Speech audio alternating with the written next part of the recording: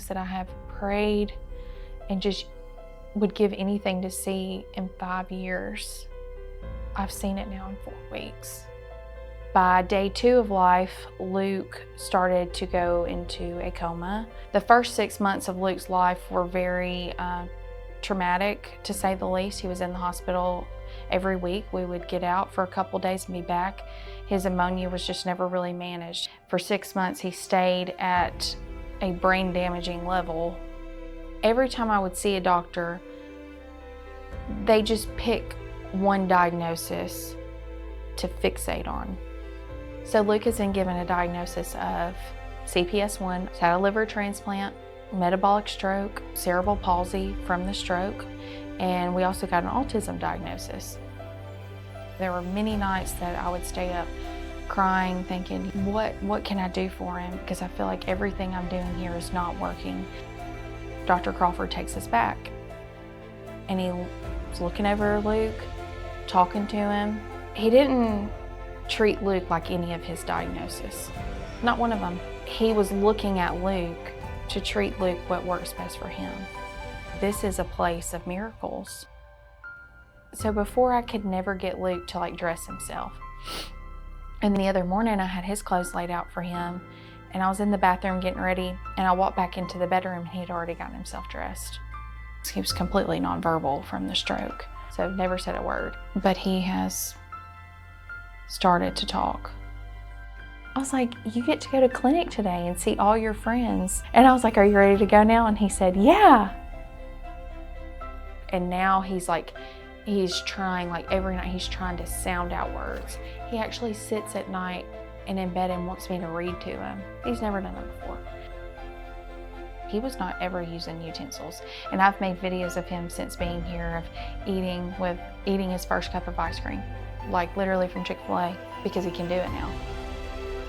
I just have so much hope for Luke's future, and just seeing the things that he's done in 4 weeks. I can't imagine what it's going to look like for him when we get home and we're doing home care. Who knows, maybe a year from now I will be sending y'all T-ball pictures and whatever he wants to do. You're doing awesome, dude. This place is restoring health, restoring hope to families, and truly changing lives, not only of the patients, but of the families as well.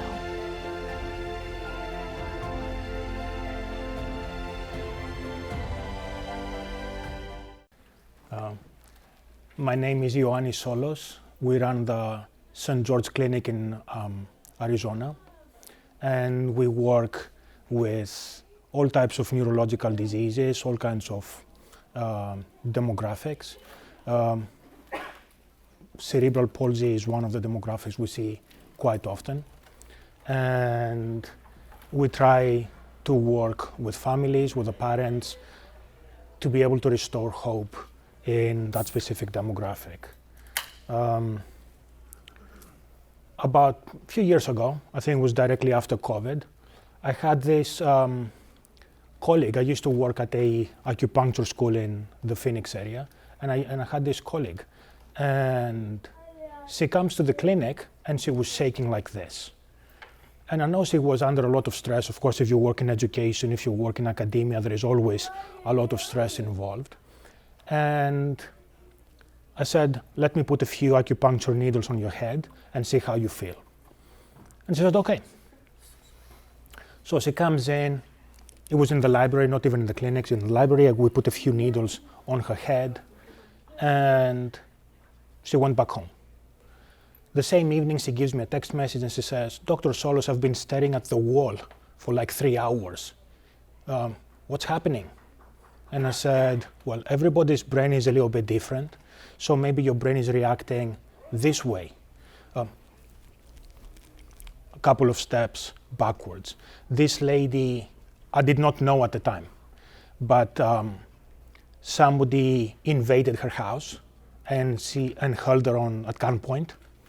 And for 10 years, there was no venting. So this lady, every night, she had to call about 5 or 6 people to look after her and say, if you see anything suspicious, please call the police. And for the first time in a decade, she didn't do that.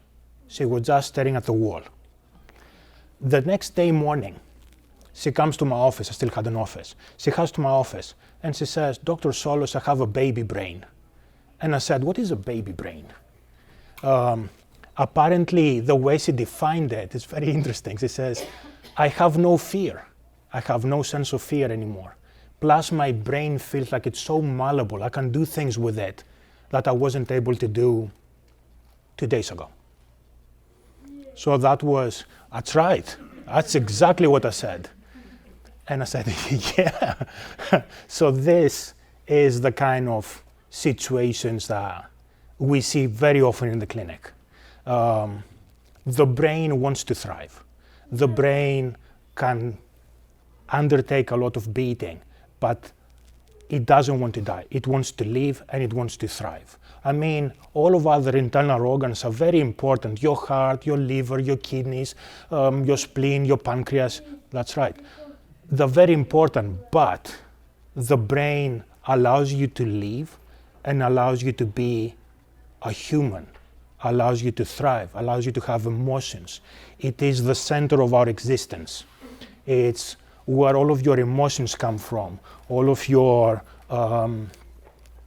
sense of empathy, feelings, music, everything that you have ever imagined, everything that you have ever heard, the sense of smell, the sense of love, it's stored in there. So the brain is a remarkable organ, and we usually don't really appreciate it as much unless we need to appreciate it more.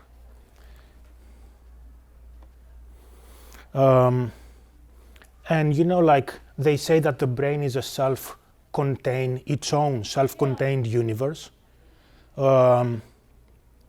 Sometimes galaxies go dark. And this is exactly how a brain injury is. The brain still wants to seek the light.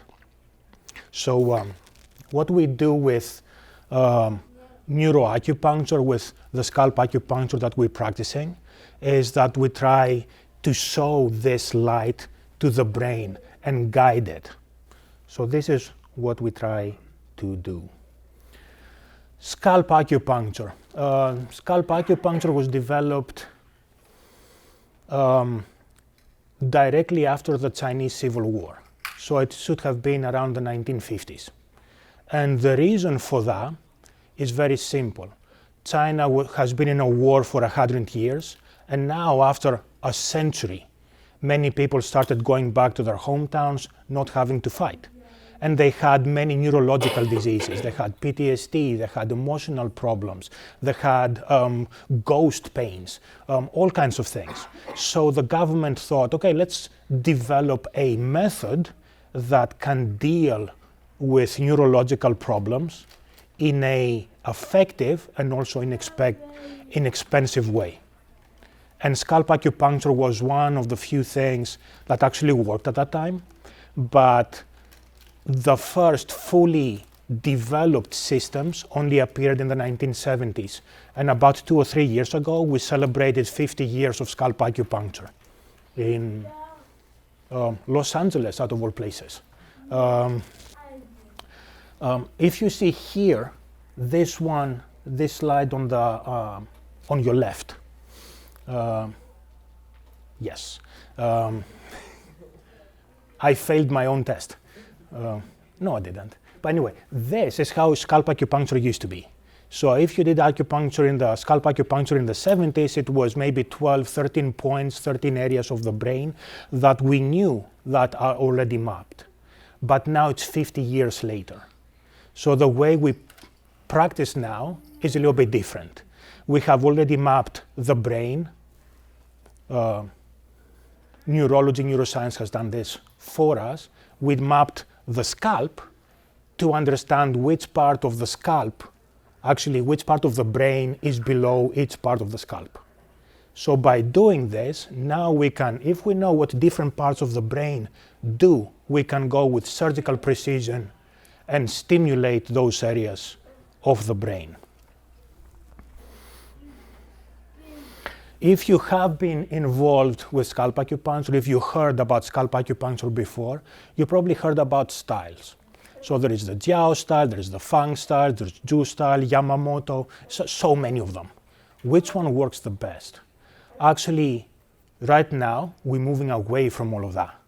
So what we do is that, this is a Fang style picture.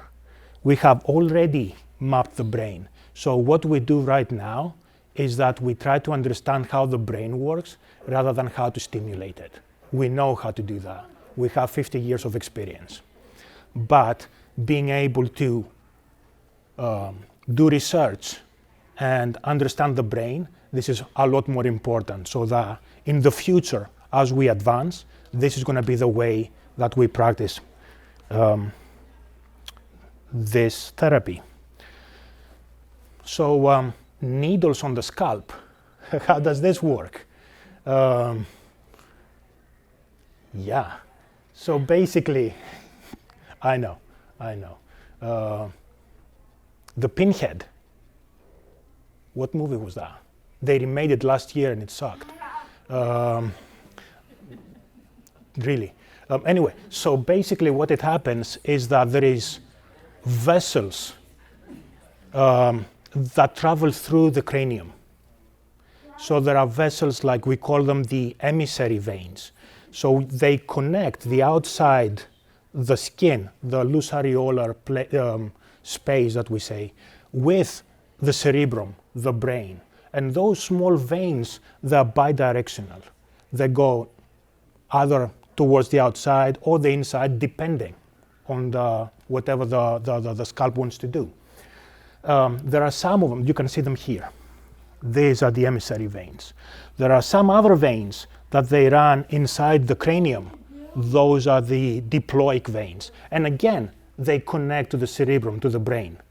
When you stick a needle on somebody's head, what you do is that you stimulate those veins to pump more within homeostatic region, to pump more blood, nutrients, and oxygens to the part of the brain that has been damaged.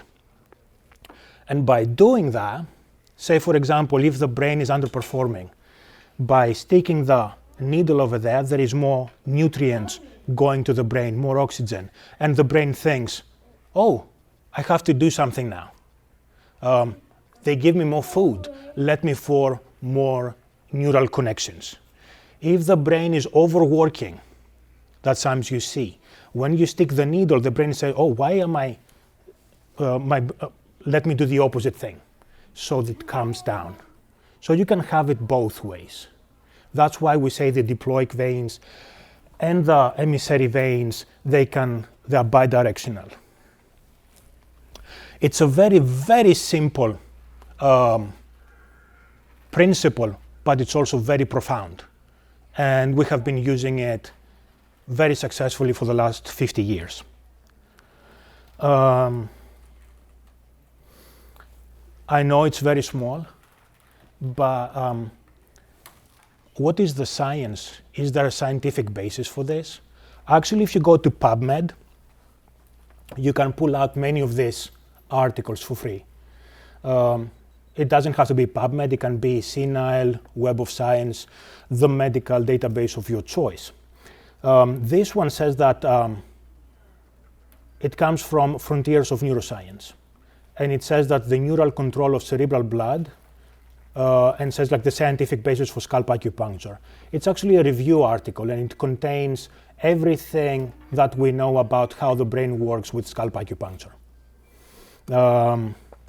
Here they say that the effect of scalp acupuncture is the result of stimulation of specific scalp areas corresponding to functional zones of the cerebral cortex. So you understand that if you needle this area, basically what you do is you're stimulating the area of the brain directly underneath. So that's how it works. This one is another article. It says that applying scalp acupuncture on the region of the scalp directly above the cortical motor areas could induce vasodilation of the cerebral blood vessels, like we said. directly underneath and improve the cerebral collateral circulation and motor function. So this is the kind of thing that we do. And there is more. This one says scalp acupuncture was shown to be capable to enhance functional connectivity, particularly between visual, cognitive, motor controls, and planning-related brain regions. Another one, sorry, I have a little bit of, it's the first time I speak in this conference, and I know that you guys have very little idea about what scalp acupuncture it is, and sometimes having a little bit of the current research is very helpful for you guys, so that you can go and investigate at your leisure. So in this one, also from PubMed, Wiley actually, says like scalp acupuncture is capable of strengthening the functional activities related to sensory integration, language processing, and motor coordination. So scalp acupuncture does all of these things. To summarize what we spoke about so far, scalp acupuncture stimulates certain areas of the scalp corresponding to the brain areas directly underneath.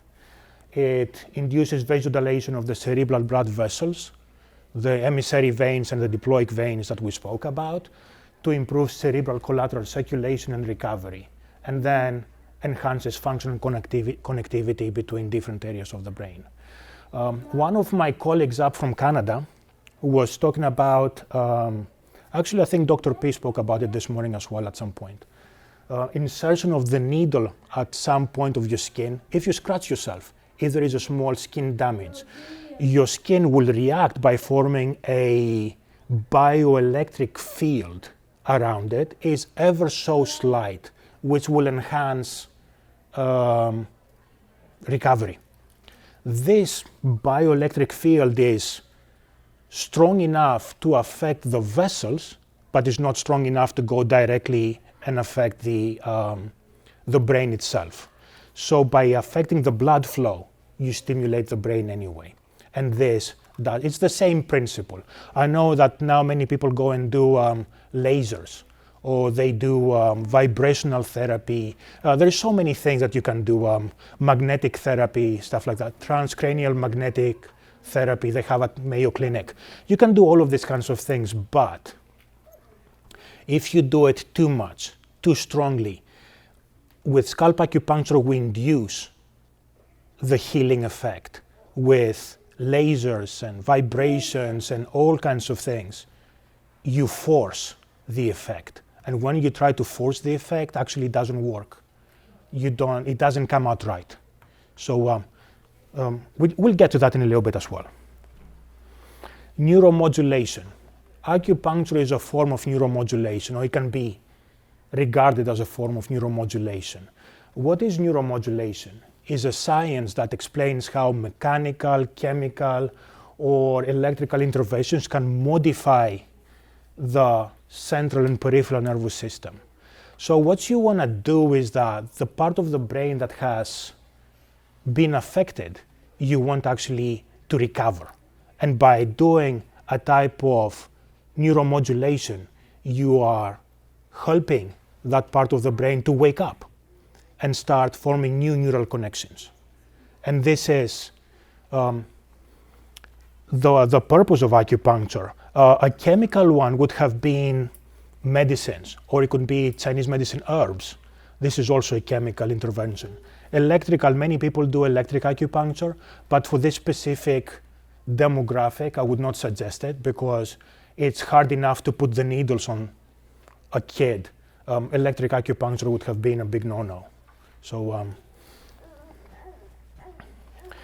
neuroplasticity. Actually, neuroplasticity developed as a terminology, developed from scalp acupuncture. We had this terminology from the 1950s. However, it slowly made its way into the medical field. So everybody throws out neuroplasticity now, but the origin of the term was in Chinese medicine, scalp acupuncture, back in the 1950s. So what does it do? I mean, like after you have a traumatic brain injury, the brain is going to do several things. In the first 24 hours, the brain tries to survive. After it survives and knows that it can function, it starts reorganizing the structure, the functions. It starts making new connections, reorganizing the connections. So this kind of thing is what allows neuroplasticity. And you may actually have, it's the formation of the new connections to make sure that they reestablish all the functions that have been lost. And you can have a positive neuroplasticity. Say, for example, if you do have a child that has had a pediatric traumatic brain injury, if you leave it untreated, then the condition might decline even further. This is the negative, unfavorable neuroplasticity. If you do something about it, say it is scalp acupuncture, stem cells, PRP, Feldenkrais, feeding therapy, movement therapy, anything, you may actually progress, and this is a favorable neuroplasticity. The neutral is, it doesn't get worse, but it doesn't get better either. So it's somewhere in the middle. So this is what neuroplasticity is and what neuroplasticity does. But how do we know? How do we know which part of the brain does what? So there was this guy called Corbinian Brodmann. Actually, he's a contemporary of Alzheimer. Who knew? That's right.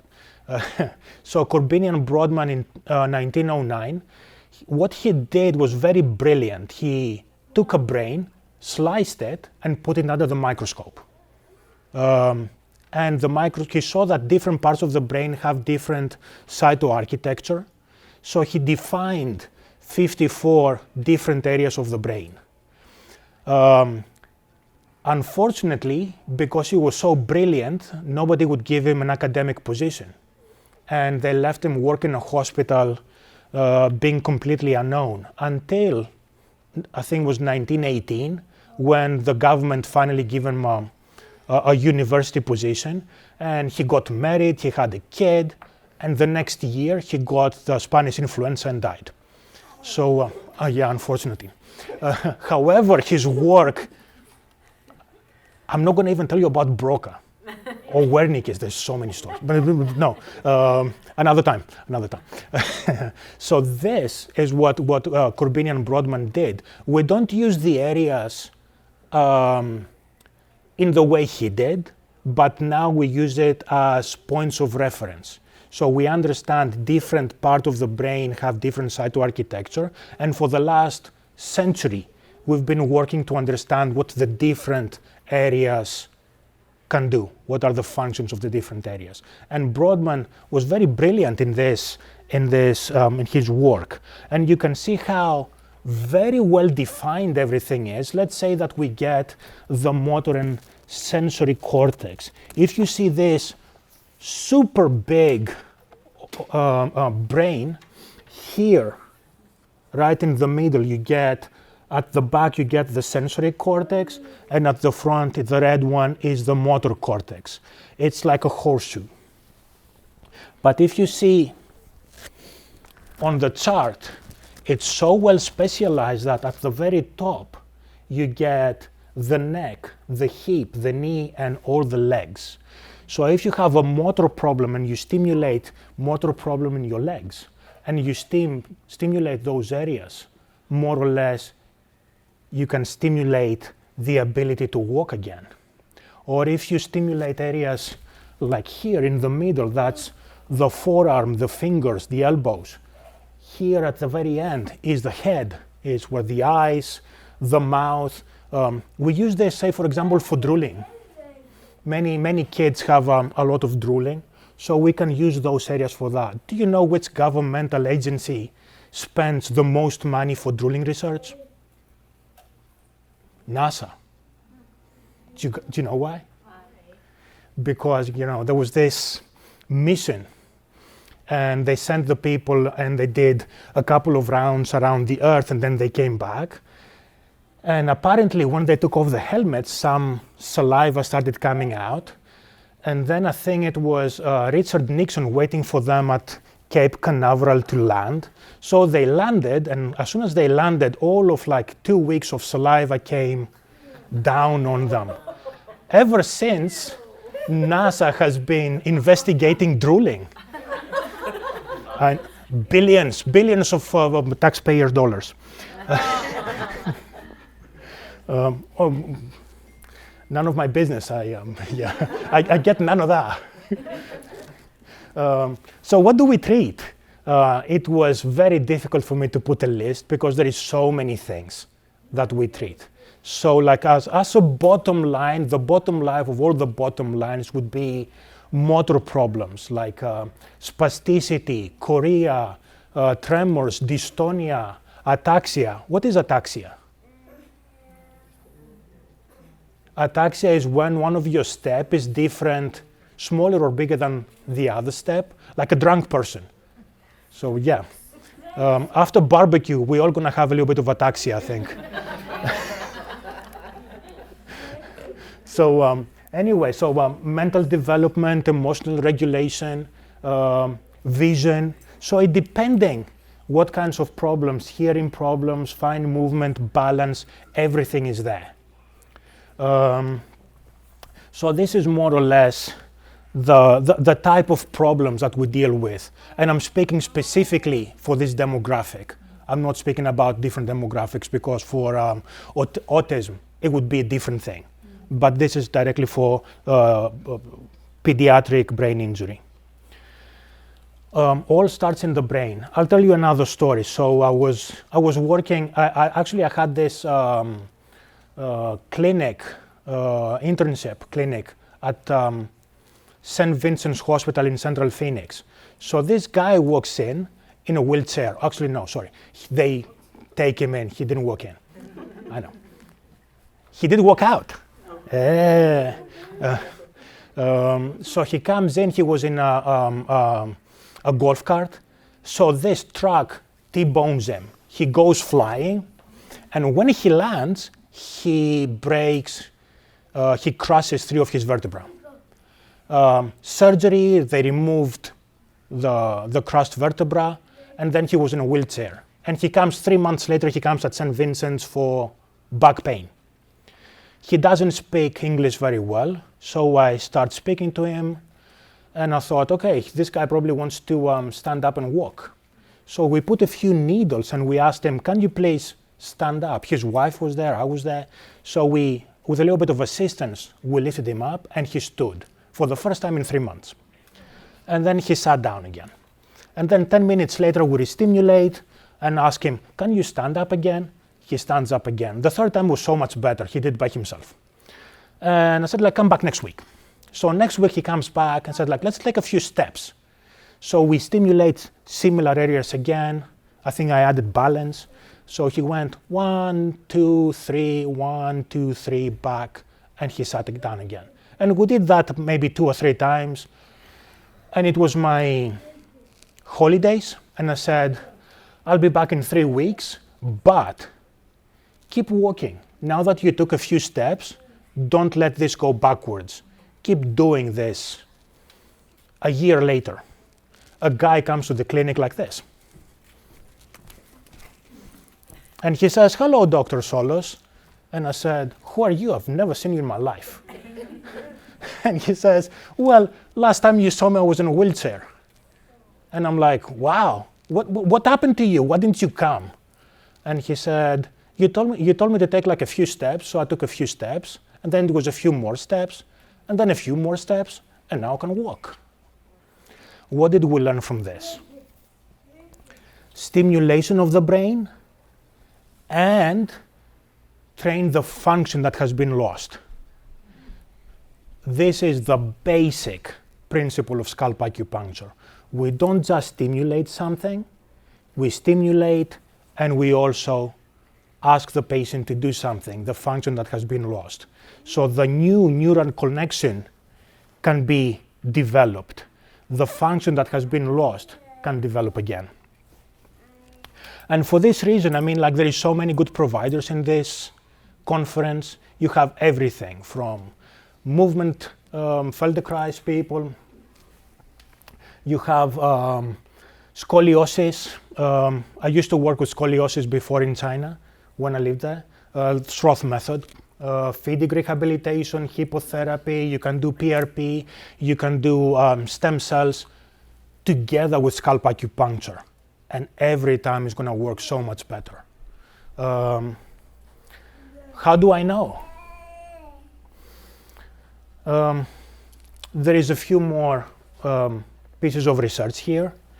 So they have, this one is called Therapeutic Effect of Scalp-Based Acupuncture as Adjunctive Treatment on Children with Cerebral Palsy, comparing to conventional rehabilitation therapy.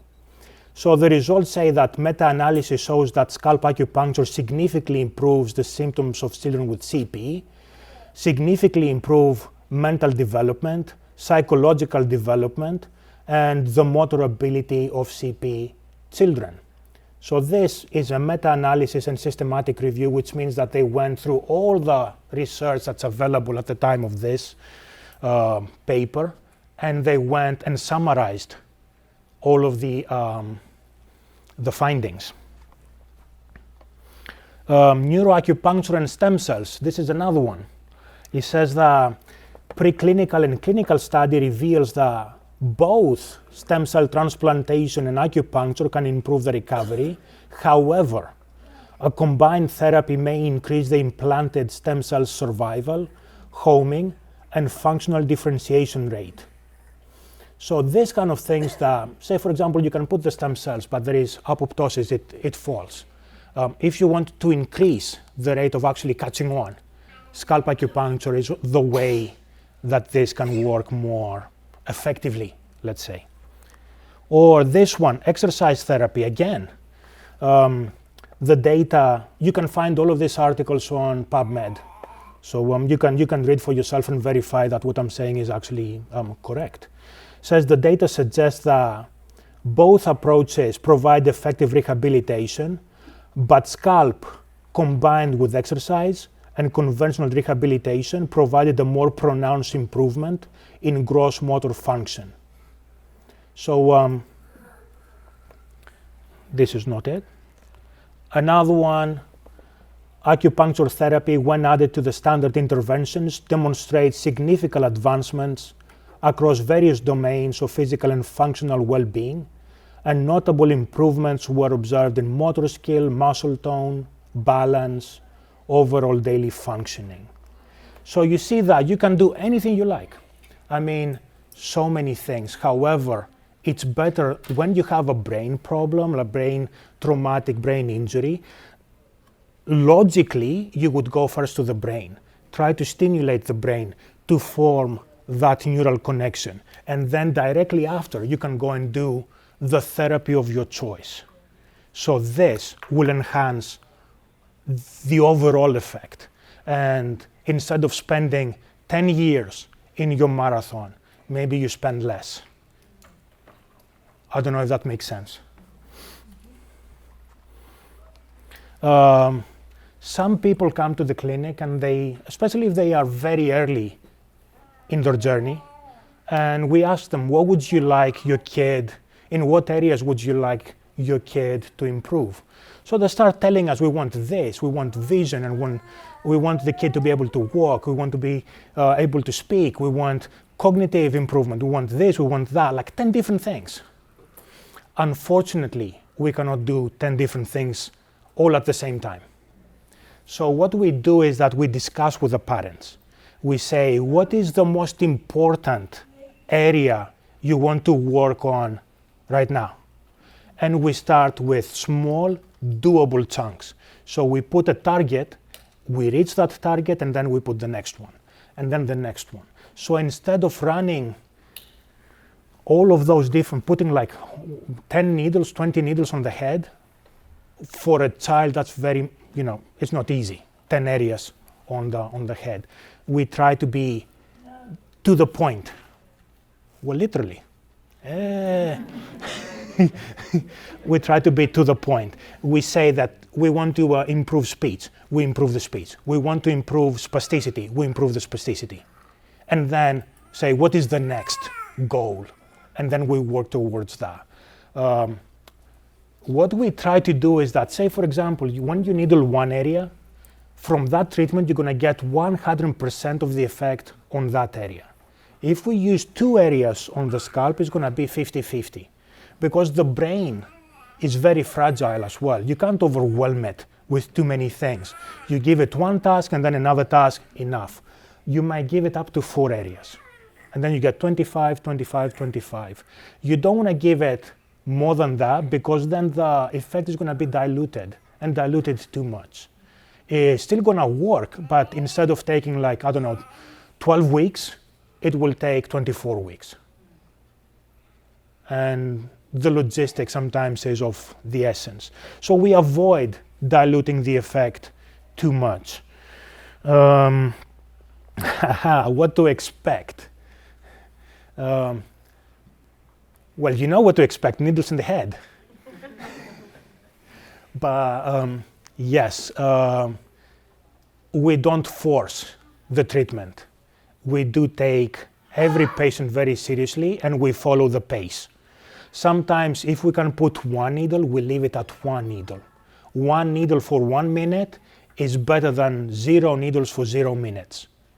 What that one needle is going to do in 1 minute, it's going to be enough for that one treatment. And then the child is going to be able to get used to it slowly. We'll understand that this doesn't hurt. We'll understand that this is not something stressful. And slowly, every time they see us, it's going to be a little bit better. So we don't really force our treatments. We don't put the kid down and pin it down on the floor to stick the needles. No, we don't do anything like that. We go at the kid's pace. They can move as much as they want.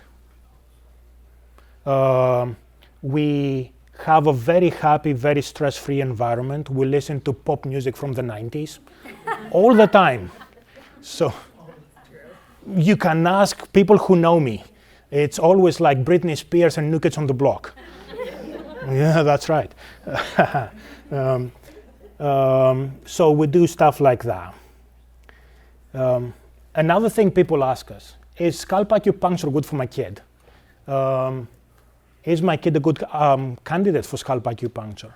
The younger you start, the better it is, because children have very high neuroplasticity, so they respond really well. They respond really well. So if you have like an early intervention, it's going to start working on those neurons, work towards this direction. We guide the brain towards developing the function that it has been lost or has not been developed properly. It takes some time, but it's still within the realm of reality. Some kids can be really fast, some kids take more time. Another thing, sometimes there is, especially if you have been on the journey for a long time, sometimes you want to give up. And I have seen parents that gave up at some point. However, with scalp acupuncture, we can reignite the progress. So even if you have been tired and you've been to a point that it's a plateau now and things don't move anymore, if we start with scalp acupuncture, it will reignite that part of the brain to start doing things. And again, there is hope if you can do stuff like that.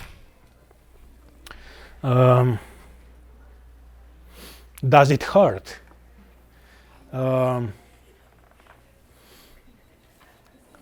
We use tiny needles. They're really tiny. We don't use long needles. We don't use fire cupping. We don't use scary instruments of any kind. It's tiny needles. We usually are very fast, very precise, to the point, to the area that we need to stimulate. Needling is very fast, so we don't allow the kid to develop the stress. So in this kind of case, most of our patients are actually kind of like us, I think. Yes, no? You guys like us? Yeah, I believe so. Thank you for the vote of confidence. Another thing people ask us, is there any bleeding? The scalp apparently has a lot of blood. There is a lot of veins running through. It's one of the highest vascularized regions of the human body. So sometimes when we remove the needle, not when we put the needle in, when we remove it, there is a drop of blood. Sometimes it's slightly more, sometimes there is no blood at all. We can't prevent it. I mean, I had a patient once, he comes in with a white hat, and that's right. And she says, do you know, Dr. Solos, please don't bleed my brain today. And I said, okay. And then she says, because this is a very expensive hat, it's like a collector's item. And like, why are you wearing this to the clinic? Can't you just put it in your bag? I mean, like, yeah. So we had cases like that. But sometimes there is a drop of blood, or slightly more or slightly less. Recently, we also started giving acupuncture support for the parents. I know that some of you have been on the journey for a very long time. Sometimes there is a lot of stress, there is a lot of emotions, there is sleeping problems, all kinds of things. So we don't only provide assistance for the kids, but also for the parents, so that we can all work better. Again, if you are going to try this, it's better to try it on yourself first and see how you guys feel about it. And if it's a positive experience for you, it's going to be Hi, Zay. It's going to be a positive experience for your child as well. So I think this is the kind of thing that we're looking for. So it's better for you to have an experience as well. So that if you think that it's painful, or if it's, I don't know, well, maybe this is not good for your kid, but if you experience it, you'll see that it's actually very good for your kid and very good for yourself as well. This is our information, if you need it. We have a table and you can come and ask us any question that you would like to ask us. And if you have any questions now, I would be very happy to answer them. Please. Sorry, I have a question. You said that you do it super fast. Yes. For the kids. Mm-hmm. But you also said that like where the vessels are on the scalp connect to the brain, and the brain is so intricate. So how do you know you're good? After so many thousands of heads, you know exactly where it is. Okay. Yeah, we didn't start yesterday. No, I know. It's so intricate. And it's I know. We more or less we understand everybody's head is slightly different, but more or less we understand there is landmarks on the head, so we understand where everything is. Okay. Also, my daughter is missing half her brain. Yes. And so if that half is missing, then you don't do anything on that side. You just do it on. We can do on both sides. On both sides. Even if there's no brain. Even if there is no brain. Yes. What would that do? Even if there is no stimulation, sometimes there is crossover, even if there is nothing. So we prefer doing something even if there is half a brain. We had people with half a brain before. We have people with no cerebellum or slight cerebellum. We had all kinds of cases. We found out that if you needle only one area, it will have the desired effect. However, if you also needle the opposite, it doesn't hurt. So yes, you're at the front. The bad students in a second. I realize you're in Arizona. Yes. So if a family were to come from, say, Texas to Arizona, how long are we expected to stay if we want to go through like a session? We usually do intensives. So people come and stay for 5 days. We have a 5 days intensive. So maybe they do this 1 hour. 1 hour. Do you have any housing on site? No. But we do have people coming out of state all the time. They stay for a few days. They do what we need to do, and then they come back again after 1 to 3 months. Two quick questions. Do you know anyone Not in Texas. Okay. What about in And California? In California, I have students. Oh. I have students in Los Angeles. You can come afterwards and we can speak. And second question, I know when I've had acupuncture before, obviously not on the scalp, there's a little bit of a jolt. And I'm just curious. You did acupuncture or you did dry needling? I did acupuncture. Acupuncture. Sometimes Jolt is more just like, it's not painful. It's just more like, oh, we don't have this in scalp acupuncture. There is nothing like this. it's different. It's very different. It's a different approach. Scalp acupuncture is very new. It's only been around for 50 years. Finding someone who does it well is rare in China, Yeah. and it's even more rare here. Yeah. I know you mentioned focusing on one area of the brain at a time. Are there any two areas that would work almost synergistically? We do have some protocols, yes. Depending, every person is slightly different, but we do have protocols for specific things. Say, for example, we know that Like you said, epilepsy, or you were saying like for us, like executive functioning and vision. Yes. Connected, right? that's right. That would be an indication that it would be okay to split the focus to work kind of. Oh yes, there is different areas that have similar effects. Say, for example, you know that for every main area of the brain, there is an association area. Say, for example, vision. Vision helps you see the stimulus, but the association is help you to understand what you're seeing. So we have stuff like that. We're not doing the same points all the time. Sometimes we focus on one thing, sometimes slightly more. We don't let that one area become numb, so it has no effect. We go a little bit, every time is a little bit different so that it enhances the overall.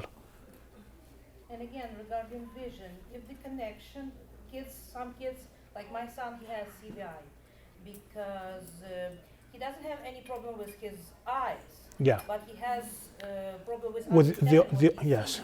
it's the How- vision association yeah, areas. I guess probably connection broken, you know.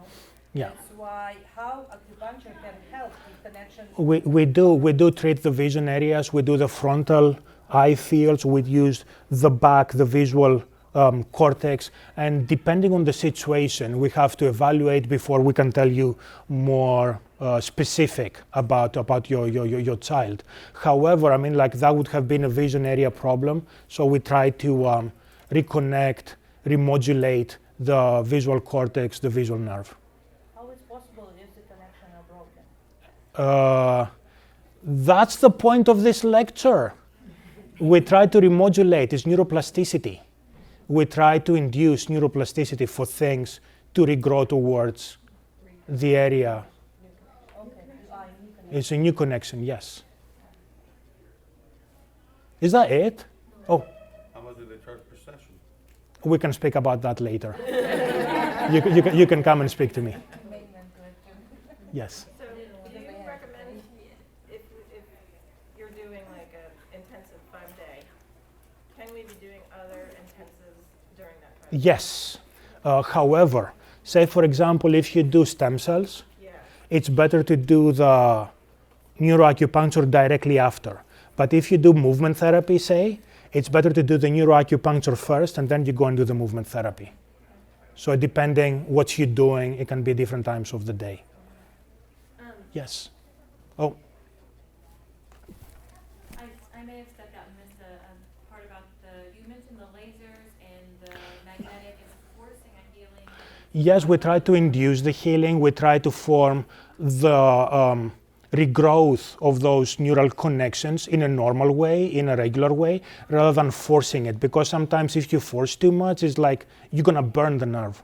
It's not gonna work the way that you think. You cannot force something, especially because the brain is so delicate. You cannot force the treatment. You want to induce the treatment every time. How would neurofeedback and acupuncture, like, could we do that? Like, Yes, you can do that Okay, together? together Okay. at different times. So what one would go first? What is your child's?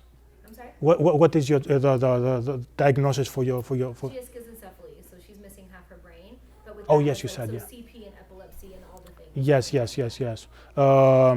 It's better to do the neuroacupuncture first, and then go and do the neurofeedback. You mentioned plasticity, so so my son had a drain on his right side, which affect the left side. So he recovered almost 100%, but the left side never got better. So like his hands now, he has this plasticity on that arm. It's not growing anymore because atrophy. Yes. So, I mean, we have tried everything. I'm not really sure about the atrophy part of it, but for the movement, you can try and we can attempt.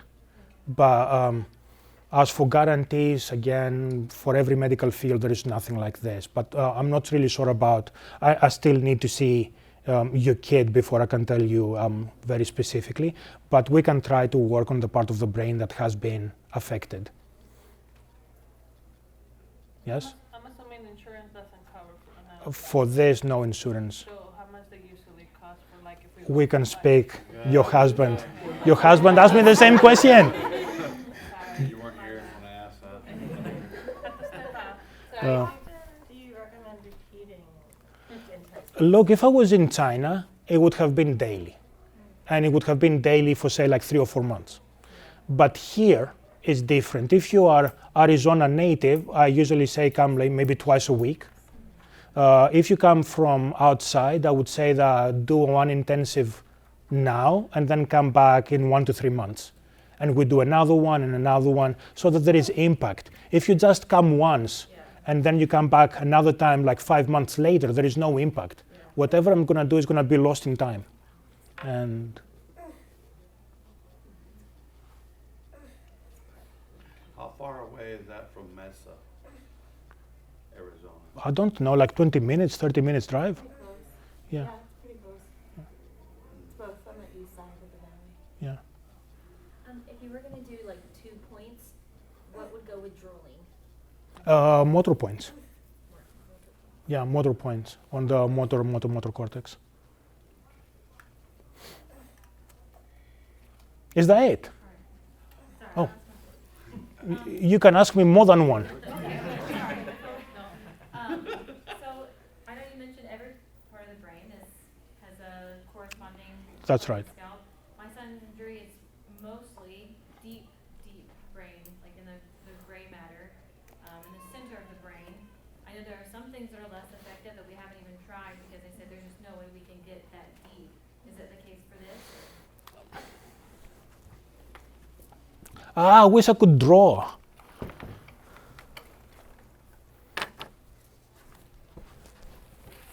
I'm really sorry, Friday. Guys, do you mind if I remove some of these? Yes, no? I think you can turn the. You can always take it back. I'm gonna take one out. I just need to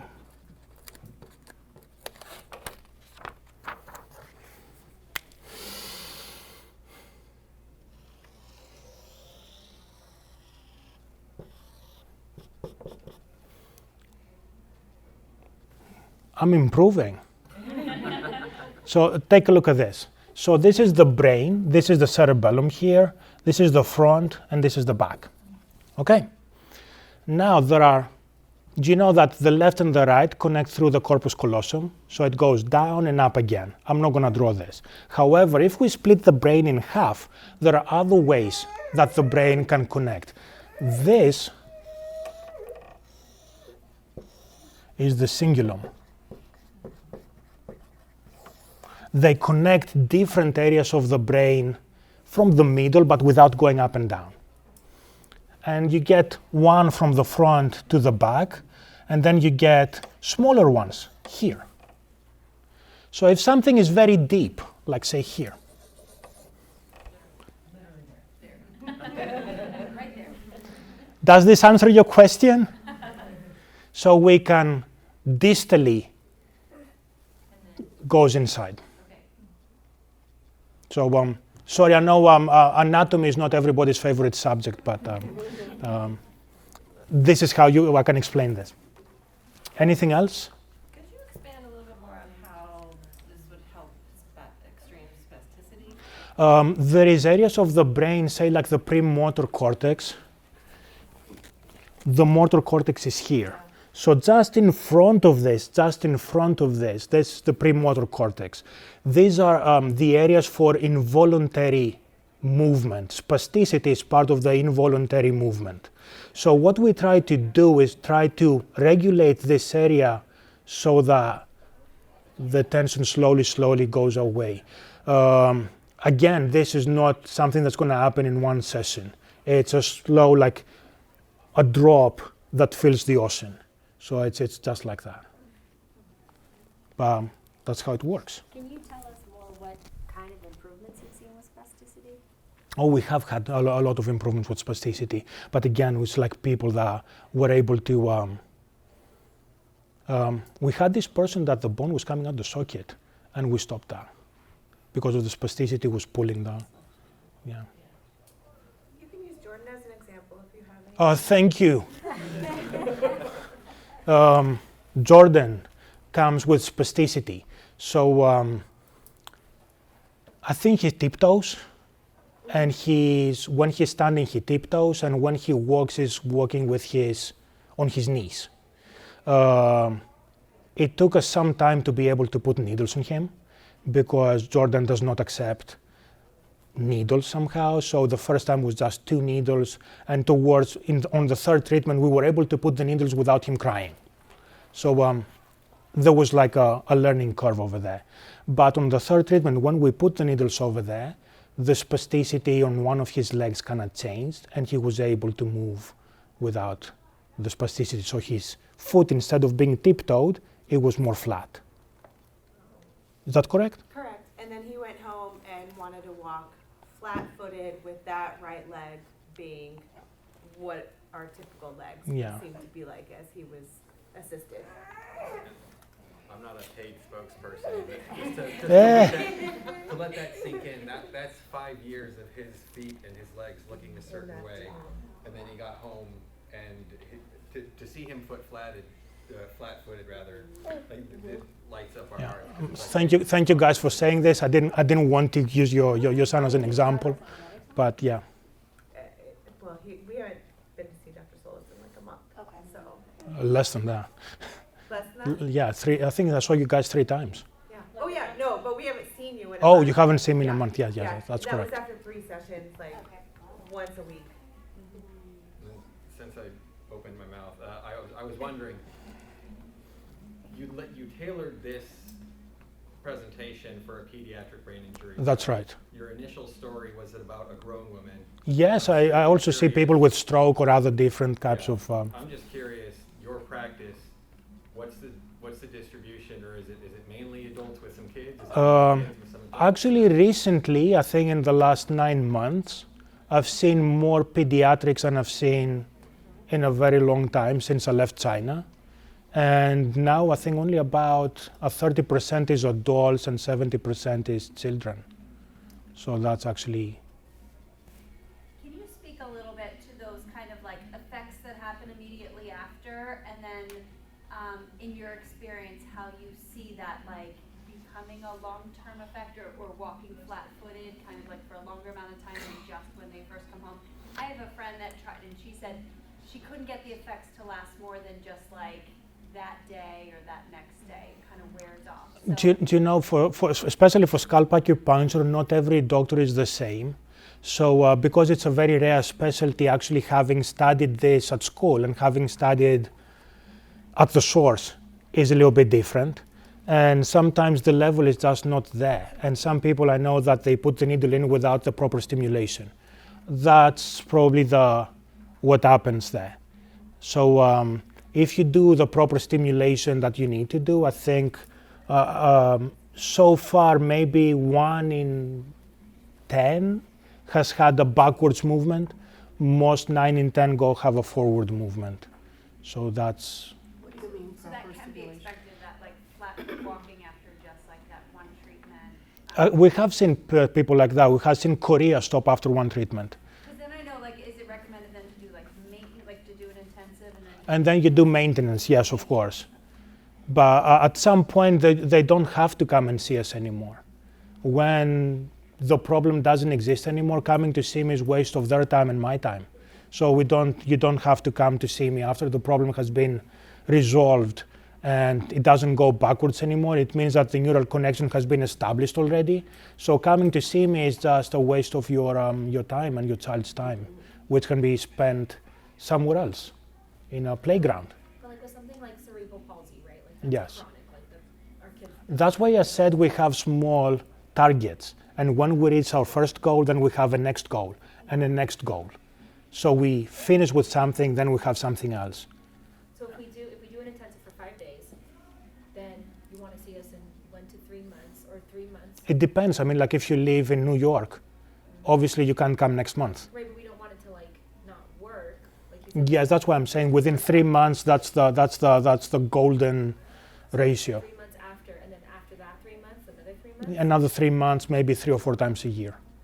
Wow. So you come for like a week. Don't come in the summer. come in May and then in late August. And Dr. Solis is good, obviously, about once you treat your child, because we have to treat every child differently, or adult, or human, whatever. But the one other thing, like in terms of what we want him to work on our goals with our son right now, there are other benefits that we can get. Like Jordan has hearing loss, and speech is the next one. So like, what we haven't done is like any of the needles Speech, on the yeah. side of the head, and that would be like, again, next steps as we develop along with the gross motor, the walking and things like that. Then a couple of the therapies we're already doing, the speech and the language, the hearing is what we would continue to work on. So. And just to give an idea of like how well they can hold on to it, so he started treating my son in May, and then he went to China for A month. And when he came back, he started treating my son again and just picked up right where he left off. Like we hadn't skipped a step. So, I mean, they really do hold on to what they're learning if you just continue to properly stimulate them. My son is very limited in what he's able to do on his own, so all stimulation has to come from someone physically moving him, reading to him, talking to him. But, I mean, he just picked up right where he left off, like we hadn't skipped a beat, so. When you say properly stimulating, what do you mean? Look, there is different types to stimulate the needle. If you just put a needle over there, the initial effect is going to move the blood, it's going to stimulate part of the brain. It might not. If you do perform the function that is lost, it might catch on. If you don't perform the function, just stimulating the area is not going to do anything. So you need to form that neural connection. So who is doing that part in your office? I'm doing everything, yes. So I'm you doing have everything. therapists You there. stick it in. And then I start moving. Okay, gotcha. Hi, so in following up on the question that was asked, so as far as maintaining in between, hi, first of all, sorry. Hello. So as far as maintaining what is already being, I guess, instilled during that, is there like a whole follow-up, like, is this a remedy or something that you give us to continue, like, for an example, like you said, if you did acupuncture for I understand the question. I understand the question. you would send home to continue. You continue doing that. That's why I said, like, the person, I don't know if you were here when I was telling the story about you probably missed it. I had a patient in 1 minute, yeah? I had a patient who came in, couldn't move because of traumatic injury on his spine. We lifted him up, we stimulated, we lifted him up, and then the next time he came, we asked him to walk, and then he kept walking. And then he didn't come back until a year later, and he was able to walk. Gotcha, okay. So you have to do the function that you lost. You don't stop and you just do it in my office and then you don't use it again. You have to continue doing it so it catches on. Getting specific exercises, that's what you're asking, right? Yes, if you ask for specific exercise, I'm going to tell you exactly what to do.